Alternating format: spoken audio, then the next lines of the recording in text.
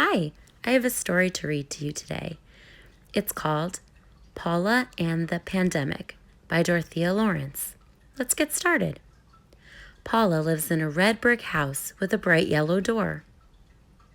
The bright yellow door was always open for friends to come in and play. Paula was especially happy when her best friend Ben came to play.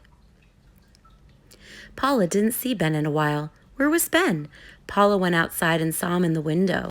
I can't play with you, Paula. My daddy says we need to stay here so Granny won't get sick. Paula had other friends to play with, but she missed her friend Ben. The next day, Mommy closed the bright yellow door. I'm sorry, Paula. We have a pandemic. A pandemic means that many people are sick and many more will get sick.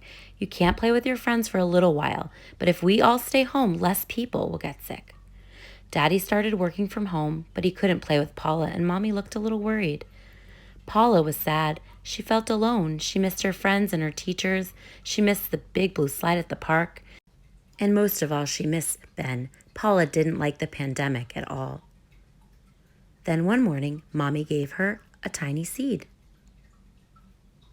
Together, they dug a hole in the backyard and put the seed inside, and then they covered it with soil. We need to take good care of our seed, said Mommy. First, it will seem like the plant will never grow, but if we are patient and water it and protect it from the weeds, it will grow to be a big, strong plant. It's the same with the pandemic. It will take a long time and we will think it will never be over.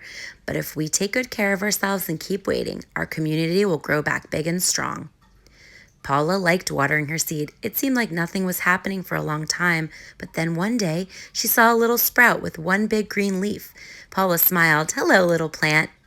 Paula is not alone. In all these houses are children waiting for the end of the pandemic, and if we all are patient, it will be over before we know it. The end. But wait, do you guys remember the big sunflowers growing in front of the co-op? Do you remember how we cut them down and waited a while until they were all dried out? Then we harvested the seeds. It took us a really long time.